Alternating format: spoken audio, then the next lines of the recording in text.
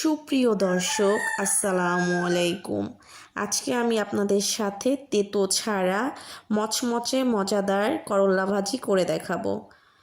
এই করল্লা ভাজিটা আপনারা গরম গরম ভাতের সাথে বা এমনিতেও খেতে পারেন।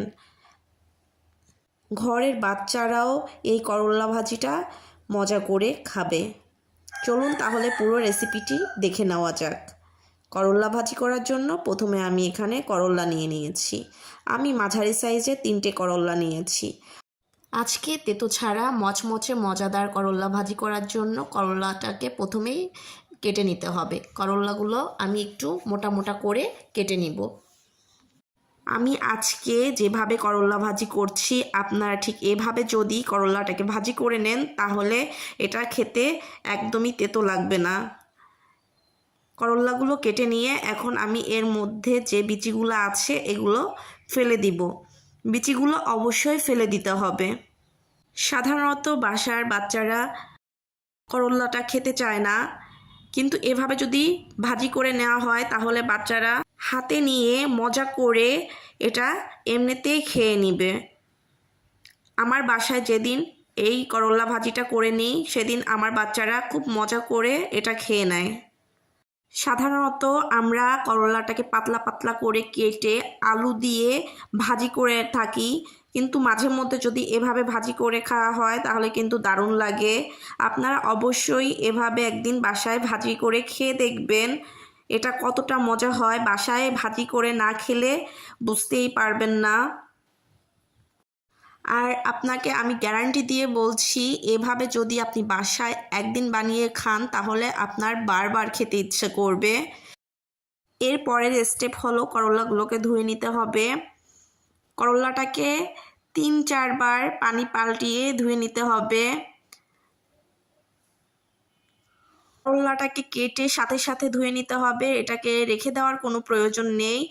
আর পানির মধ্যে ভিজিয়ে রাখা যাবে না, পানি দিয়ে সাথে সাথে ধুয়ে ফেলতে হবে। পানির মধ্যে ভিজিয়ে রাখলে তেতো লাগতে পারে, এর জন্য পানি দিয়ে সাথে সাথে ধুয়ে নিব। আর খুব তাড়াতাড়ি অল্প সময়ের মধ্যে এই করল্লা ভাজিটি করে নেওয়া যায়। আমি 3 বার পানি পাল্টিয়ে করল্লাটাকে ধুয়ে নিয়েছি। ভালো করে পানি ঝরিয়ে আমি অন্য একটা পাত্রে নিয়ে নিব।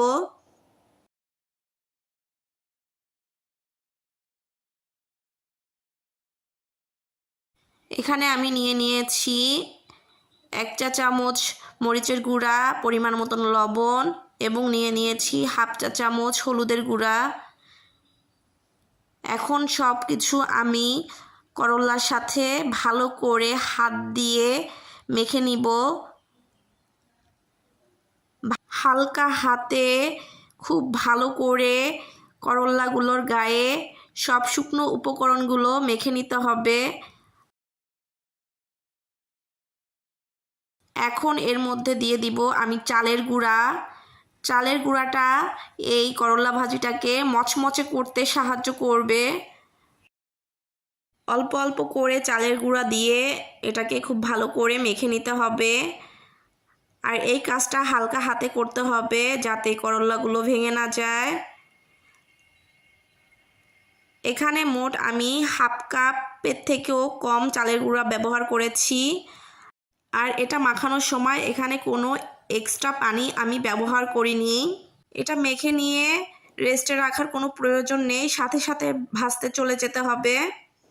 চুলাতে একটা কড়াই বসিয়ে দিয়ে এর মধ্যে দিয়ে দিব পরিমাণ মতন সয়াবিন তেল। তেলটা যখন গরম হয়ে যাবে তখন এর মধ্যে মেখে রাখা করল্লাগুলো দিয়ে দিতে হবে।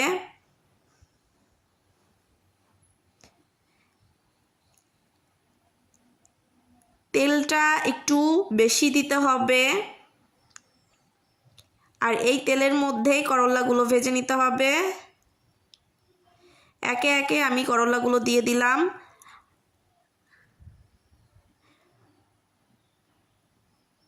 করল্লা এক সাইড কিছুক্ষণ ভেজে নিয়ে একটা চামচের সাহায্যে এটাকে উল্টে নিব। আর করল্লাগুলো ভাজার সময় চুলার আঁচ মিডিয়ামে রেখে করল্লাটাকে ভেজে নিতে হবে।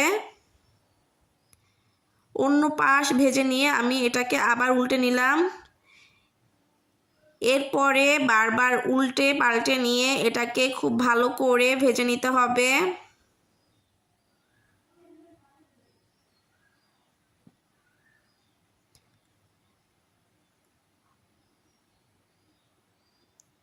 বারবার উল্টে এটাকে মুচমুচে করে ভেজে নিব।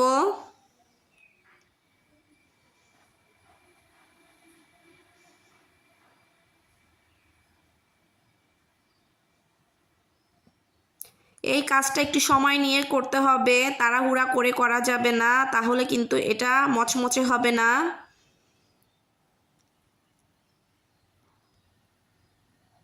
মচমচে করে ভেজে নিয়ে একটা ছাঁকনির সাহায্যে তেল থেকে তুলে নিতে হবে।